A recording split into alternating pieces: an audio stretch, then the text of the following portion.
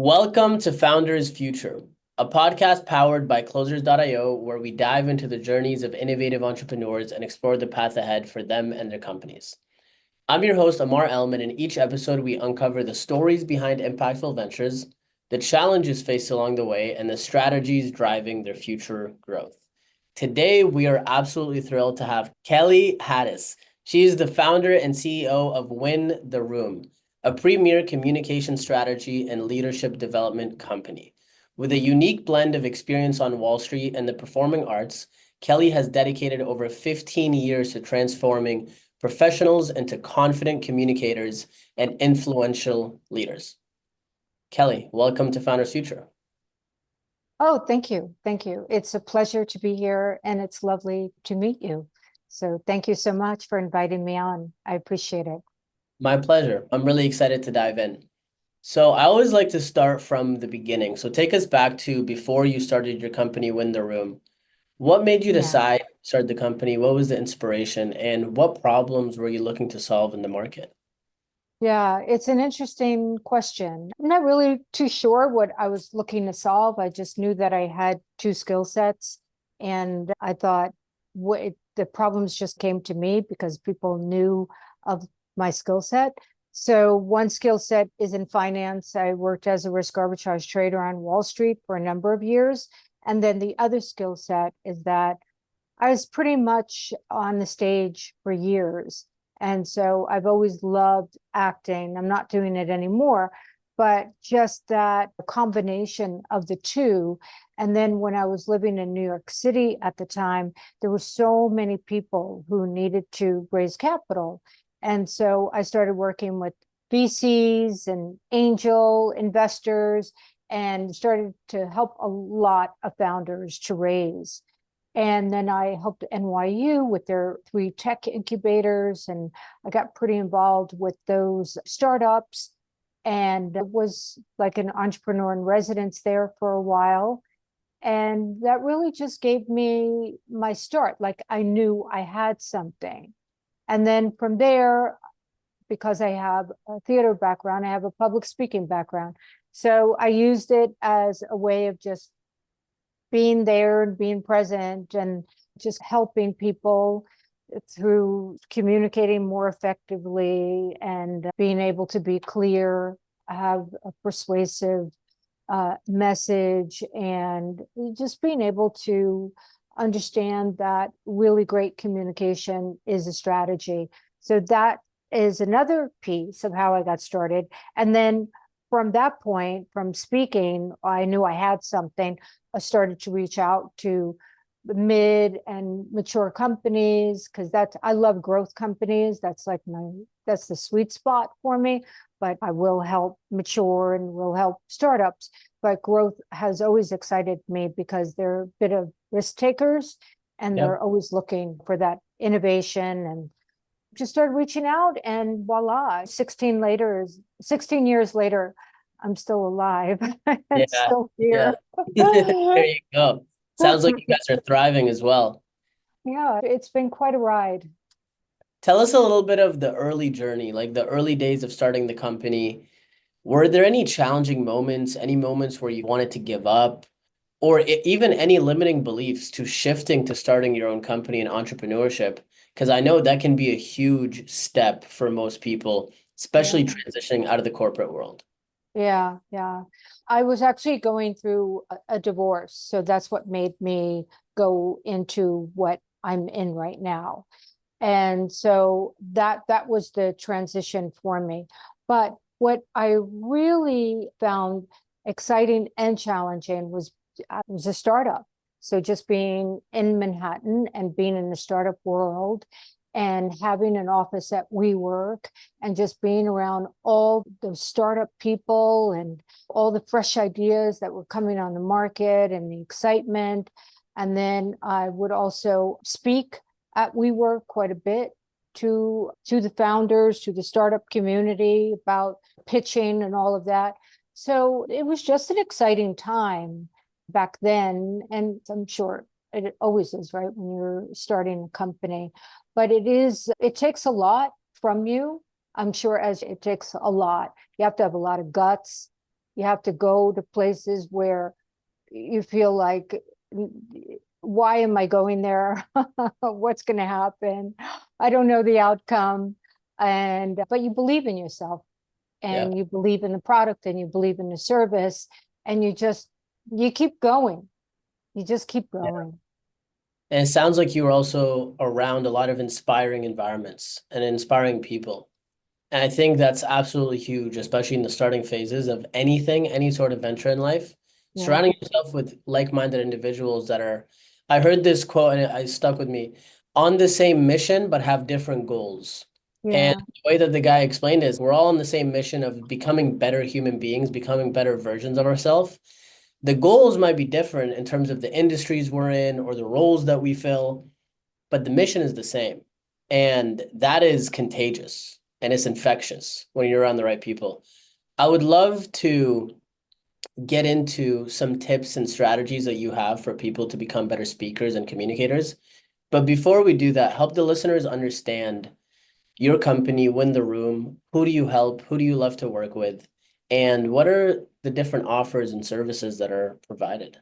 Oh, thank you. Win the Room is a communication, sales, and leadership company. So I call it the unbeatable trifecta. And I think that they're all interconnected, especially in today's world. So initially started out just creating lots and lots of programs, designing all of these programs. And Win the Room probably has about 85 programs. And just really, it's a training and development and coaching and consulting company. And it caters to mainly growth companies, but anyone really in the B2B environment. And it's helping people to become, as you said, better and more effective and clearer and more persuasive communicators, as well as the emotional intelligence piece. How do we really create that trust? How do we really create that relationship that we want? Because most people, and as you know this, in sales especially, people will just self-promote. They'll talk about themselves, they'll talk about their product, but they won't really take the time to find out, who is that person that I'm speaking with? What are they all about? What are they doing? What's working? What's not working? And when it's not working, what happens? And once you do that, you have all the information that you need. Yeah. So it's really incredible to me, but that's a learned skill, right? That piece of emotional intelligence, being willing to listen, to actively listen to someone, to listen, to understand for deeper meaning, rather than, hey, okay, you said this, so this is what I have for you. Yeah. And yeah, so really, Win the Room, as I said, goes into three core areas: communication, sales, everything that falls under that, from prospecting all the way to the close, the strategy, all the way through, and then leadership. And as in leadership, there's a lot of psychology. So Yeah. whether someone is leading up or down or sideways, they have to influence people, and they have to be clear on their goals, and they have to get buy-in internally, externally. So that's what Win the Room is all about, just helping people to do that part better. That business strategy along with the communication is absolutely key. Yeah, I love that. And I love that you said it's a learned skill.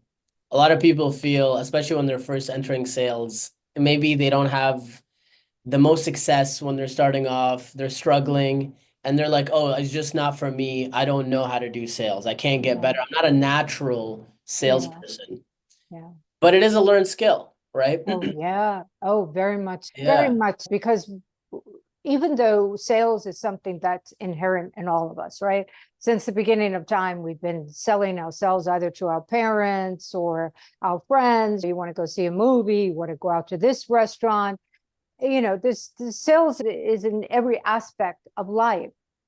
But what happens in the corporate or the business environment, people stiffen up and they Yeah. think, oh, I have to be this way, and I have to make sure that they know all about me and they know how great the product is, and I have to push. And it's really not about that. So it's taking a step back and learning that how are we connecting? And are Yeah. we really understanding who's in front of us? Who's our audience? What do they care about? Yeah. 100%. So you've got the 85 programs. You mainly work with the growth companies, but you've got the B2B side. Anybody who's B2B, essentially, you can help in some way around Right. sales, communication, and leadership. I'm super curious, how do you generate your leads for your company? How do you bring people into your ecosystem? It first started out from referrals. Referrals were everything, but then you find out that you can't rely just on referrals, that you need a system. And so the system that we have in place is a pretty strong messaging system. So either if it's calling people or LinkedIn is one of our strong strategies. Using Navigator is a really great way of networking, and just the typical campaigns that you do, you just have to be very targeted, and you have to go about it in a way where it's not offensive, where that you can create a conversation and create interest Mm, without promoting yourself or your business. And there lies the challenge, and that's something that we've just become pretty good at. And I think it's just from all the communication, right? Getting people to a place where they find it, where they want to speak to you. They find that the time spent with you will be valuable. And then there's also the other way of conferences and going to networking events. And follow up, I have to say, is super, super important. I can't tell you how many people don't follow up. And so then someone who's really good at follow up, usually can keep that momentum going and create more sales because their follow-up is good. 100%. I've been part of sales organizations where the top guy would have half of the revenue that he's bringing in on a monthly basis come from follow-up. I know. Half. So it's like your Amazing. commissions would be cut by 50% if you didn't do follow-up, or double if you Yeah. did do follow-up, and vice versa. In some industries, it'll be way more, especially Yeah. insurance and things like that. People get intimidated by follow-up. And Yeah. people also sometimes get intimidated because you didn't get back to me, therefore he or she doesn't like me. Yep. It's like it is not about that. Yeah. That's part of the game too, is just not taking it personal. Right. Because a lot of times the prospects you're talking to know nothing about you. They know absolutely nothing about you. So how could you even take it personal? Because they don't even know you. So it Right. doesn't really make sense. But help us understand. So LinkedIn you found to be the most effective sales navigator in particular. How do you actually go about crafting a message that gets people to want to have the conversation with you? Because I'm sure that your inbox is flooded, your email is flooded, and you don't respond to every single one. So how do you curate your message in a way that makes people want to talk to you? It's not about me, it's about them. So the moment you can put yourself in someone else's shoes and say what matters to them, right? Yep. So we help a lot of people on LinkedIn to be successful. It's in terms of how do you communicate, and why would this person want to speak to you, and who is that ideal client profile that you have. And once you figure that out, and then what's the messaging that you're using to reach out to them, and does it make sense for them? Most people will just speak about, again, it sounds so redundant what I'm saying, but most people will just come from me. When on LinkedIn, or really any platform, because it's hard to sell a big ticket item in a message. Yeah. It's just hard to sell. Yeah. And so maybe if you have something under $100, sure, that's easier, right? Maybe under 500. I'm not sure what that number is. But once you get to a larger ticket item, you actually have to make the connection, and that person needs to know that you understand them. Yes. 100%. I think most things that are, I think, 2,000 or above. Because I've seen people sell $1,000 things just off a landing page, but even that is not a message. They have a VSL, they have this whole thing funnel built Oh out no, that is yeah, set to sell that, but it's not a DM. A DM isn't going to sell any of those things. But anything that's 2,000 or more, in my opinion, definitely needs a human to human interaction for me to understand their pain points. What are they going through? What have they tried in the past? Why now? All these different things. right. Yeah, So as you said, understanding their pain points is really important. Yeah. 1,000%. And then when you're Yeah. having that, going back to what you said, and we're repeating ourselves, but it's because it's the truth of making it about the other person and not about me. I'm not here to pitch my services. I'm here to solve a problem for you. Did you ever see Beauty and the Beast And like when you were a super kid? long ago, super long ago, yeah. Okay. There's a part in it where it says, "Be my guest, be my guest." I forget how the song goes, but really that's what it's all about, right? If you want to speak to someone, you have to make them feel as if they are a guest in your home. You're Mm, welcoming them, you're making them feel good, you're making them feel important, you're making them feel valued, you're making them feel cared for. There's empathy involved. And once we understand the power of empathy and the power of emotion, it's also how do you make someone feel? yeah, It goes back to be my guest, right? And imagine if someone walks into your home, you're not just going to say, just take care of yourself, right? I'm going over here, you can go here's over the there. kitchen, here's where you get water, Right, go right, make yourself a plate, figure it out. right. Yeah, yeah. You treat them a little bit more special. And I think that's the whole idea behind when you really want to connect, even with a large audience. Make them feel something Mm, valuable, make them feel good because the world can't get enough of love at the end of the day, that's right? beautiful. People, yeah, No, that's so true.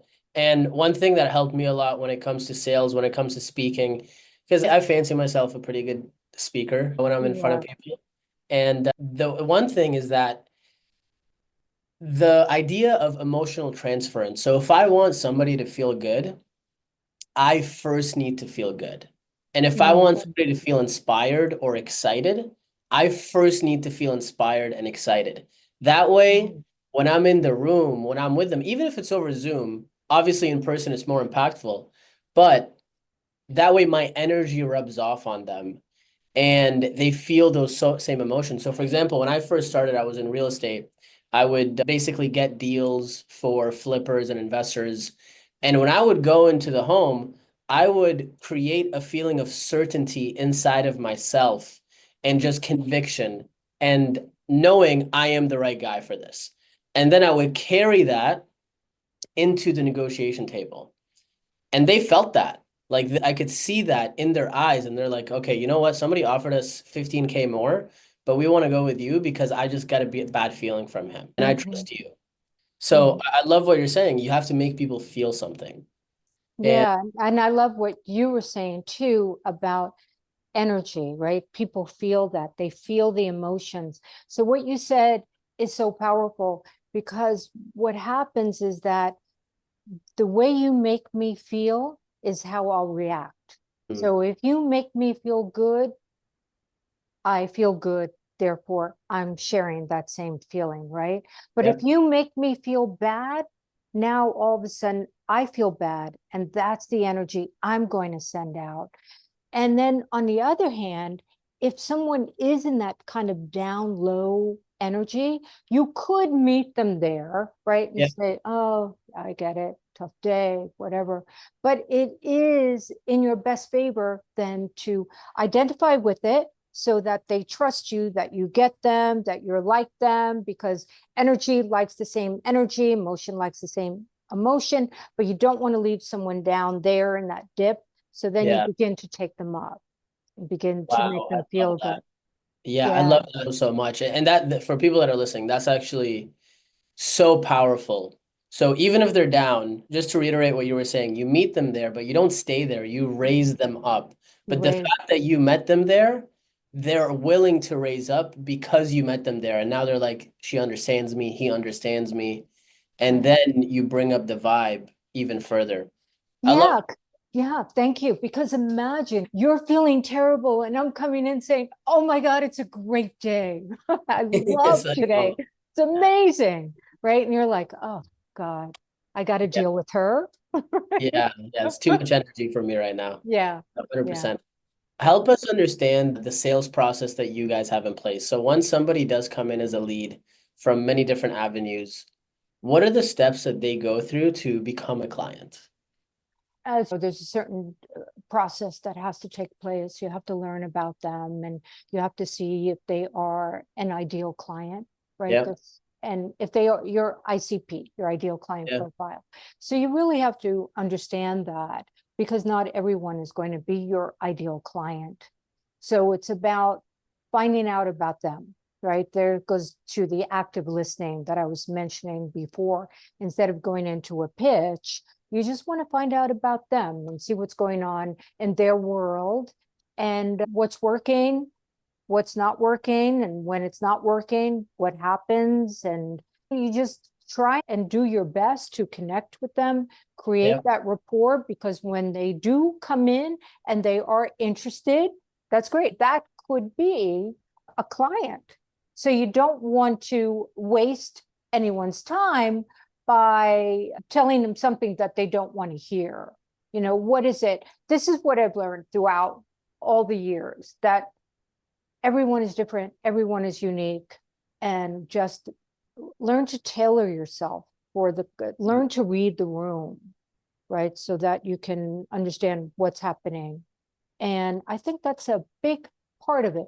Whether sometimes people do this quickly, sometimes people do it with forms, sometimes people do it with a Zoom call, but yeah.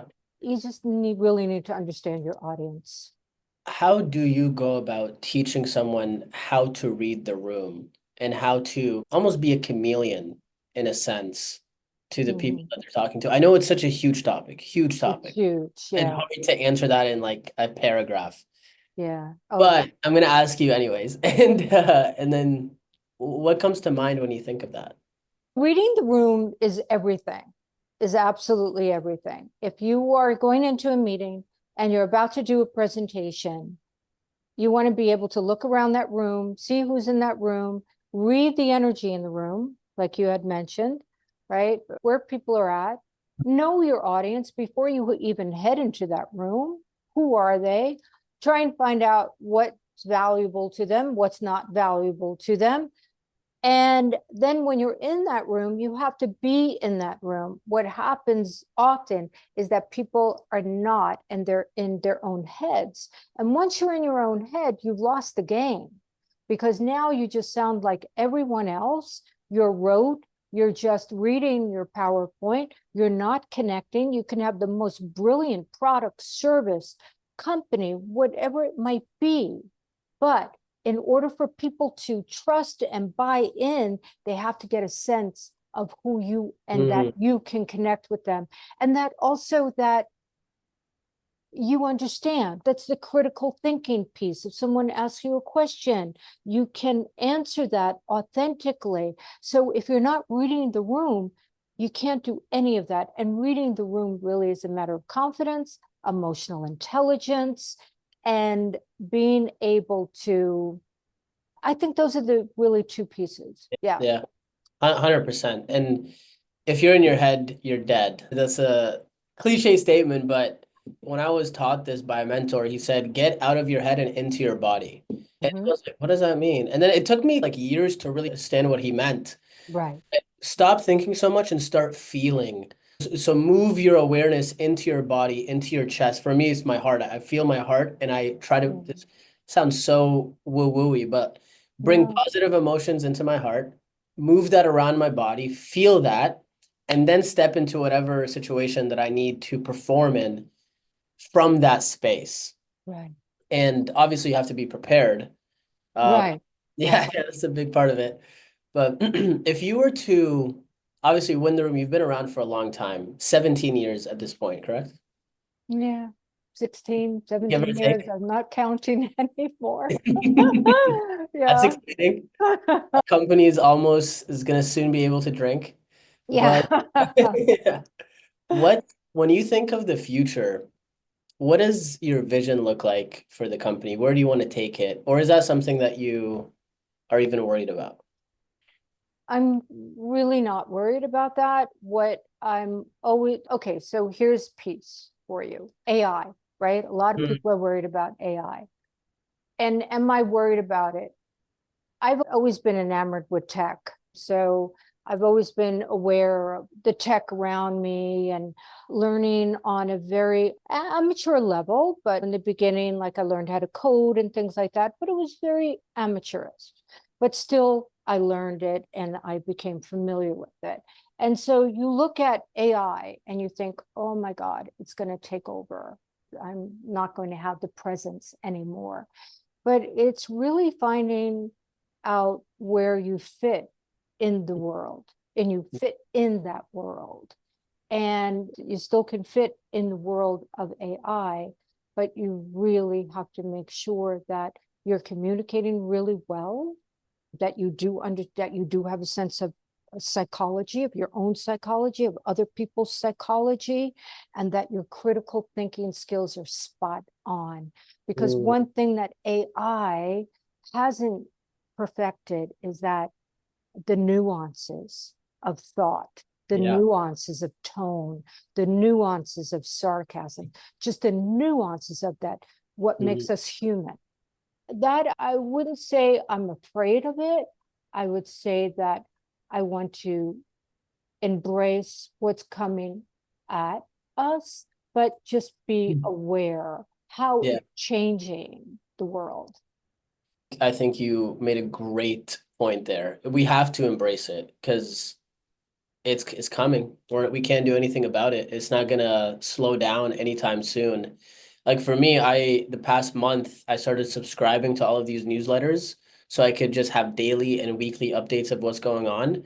And earlier today I found this AI, it's sendshort.ai, where it'll create like reels and TikToks for you in a matter of seconds. And it's beautifully edited and it's $50 a month for the highest package, something like that.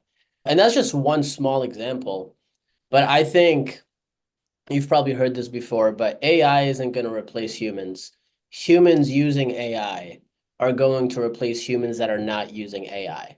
And it's going to decrease, or sorry, increase the productivity level that one person can have.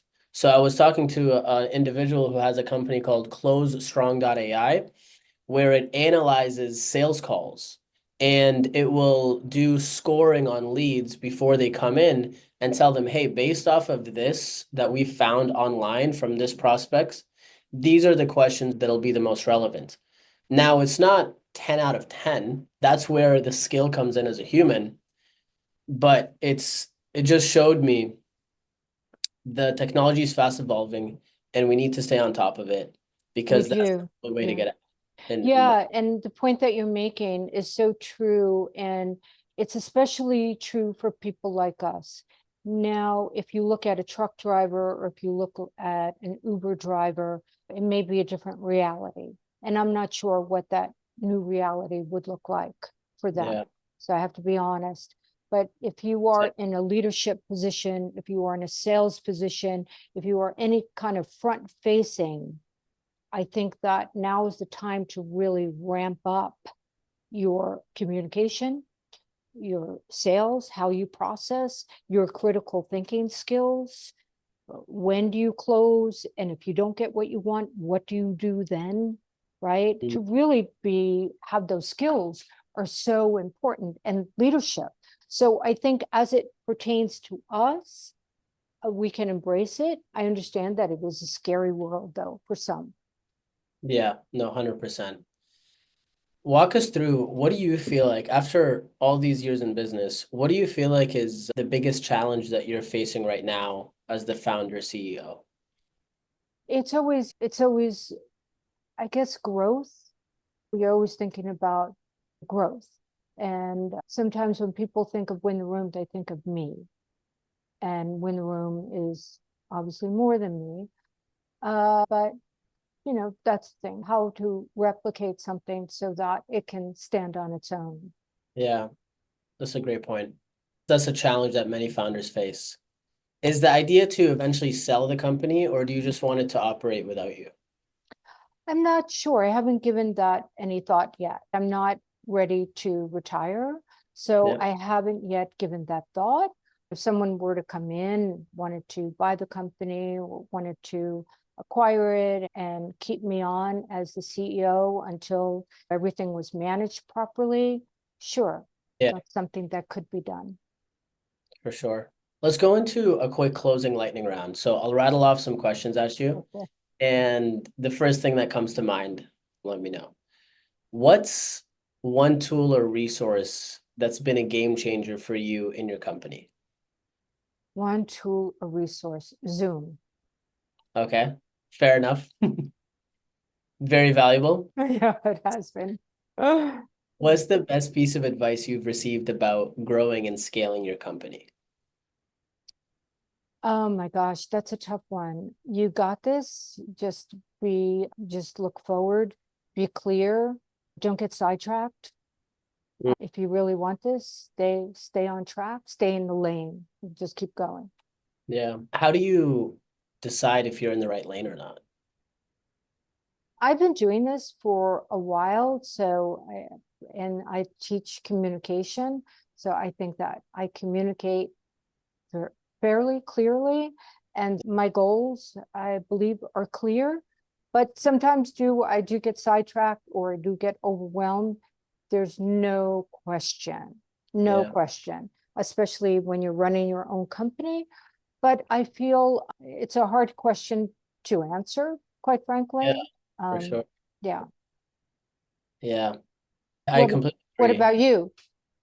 I honestly, I've been thinking about this a lot, and I think especially when you're starting off, it's better to just pick a lane and just give it your all instead of trying to wait to pick the right lane. Because I don't think you'll ever know until you're already deeper into it. And I think that's where connection with a higher power is important, where you talk to God, you have faith, and you ask for guidance. And I think sometimes you'll realize that, hey, maybe I didn't choose the right path, but I learned a lot of valuable skills on this path that are going to help me on the next journey. That's right. That's That's right. how I look at it personally. Yeah. And so you're right about that. And then there's that failure piece in there, right? If you made a mistake, you learn from it. As you said, you move on and you take that lesson. You're so right about that, because what can happen, and I love the spiritual piece too. What can happen is if you get a setback, and you've seen this, I'm sure, many times, where people will say, that's it. I'm Yeah, scared. I'm not taking another step. And I think the entrepreneurs, the true entrepreneur is fairly risky. 1000%. Yeah. One of my favorite reframes of all time, and I learned this from Tony Robbins in his book Awaken the Giant Within. And he said there is no such thing as failure. Failure is just feedback. So he had the reframe. And he's so now every time in my head I encounter a failure, I automatically think to myself, I'm like, oh, this isn't failure. This is feedback for how to improve or what not to do next time. Or maybe I got myself into a bad business deal. And then I was like, okay, now I have feedback what not to do the next time. And one thing I'll add to this too, I was watching this video earlier, it's 2 weeks ago, and it was about the idea of omnipotent beliefs and constructing a belief system of how you view the world that regardless of what life throws at you, that belief system will aid you and serve you. Mm, The beliefs. that's beautiful. Yeah, It's so that's true. It's so true. And a lot of people, they think they look at the world objectively, but really we have a lens over the way that we view the world, and that lens is our belief system. What do we choose to believe to be true about the world? A lot of times that doesn't serve individuals. But if you want to construct your reality and truly be the architect of your empire, then you need to make sure it serves you. And I tend to ramble, so I'll end off with this. The belief that was super powerful to me that he mentioned is I am the luckiest person in the universe. Everything always works out for me. And when you really construct that and really think about it and write it down, it's not about mathematically, I am the luckiest person in the universe, blah, blah, blah. It's about showing up in that vibe, in that energy of, I am very lucky. I'm an extremely lucky guy. I'm the luckiest person in the universe, and everything always works out for me. And when you view life that way, life looks at you like that as well, which is, Yeah, because life gives you what you put out there is what you get. So that's beautiful. I love that. So I know we're ending here, but I do want to say that I do a grateful prayer every day and say what I'm grateful for. And it's about being grateful for just the food that you're eating today, or the roof over your head, or that you're able to walk outside or exercise, or you've made money today, or your family is fine, or you're in excellent health, your business is healthy, or whatever it may be, or you good things happen, right? That I am abundant and I am living an abundant life. Or and you can even do it where, as you say, I'm making 10 million a year, I'm making 20 million a year, I'm whatever that is, it's there. It's just a matter of, do you believe, as you said, yeah, and that belief takes you forward, and that belief keeps you in the lane that you mentioned. I love that so much. And the gratitude piece is so huge. Are you Yeah, familiar with Dr. Joe Dispenza? I am not very much, Okay. but I am aware, of course. Yeah. Yeah. So I'm a huge student of his work, bought his courses, went through his stuff many times. And essentially, he breaks down the science of meditation and also the science of manifestation. Right. And so he says the thought is the electrical signal. So I want to make $10 million a year.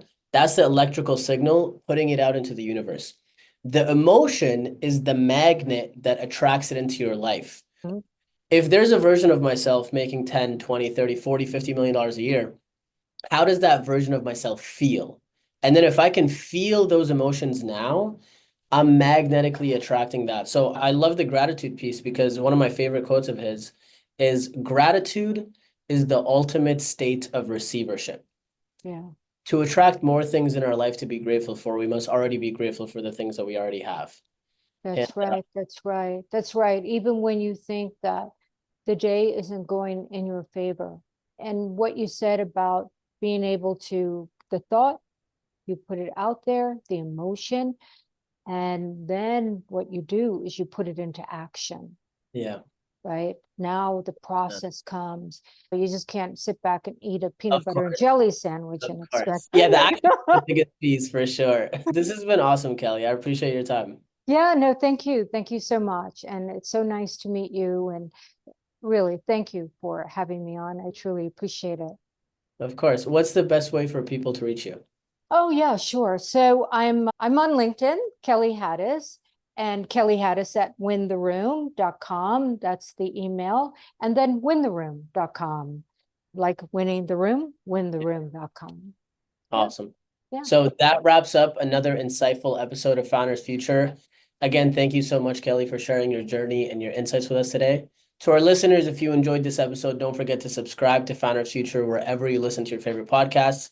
And if you're looking to scale your business and enhance your sales and marketing, visit closers.io to discover how we can support your growth journey. Until then, keep on climbing.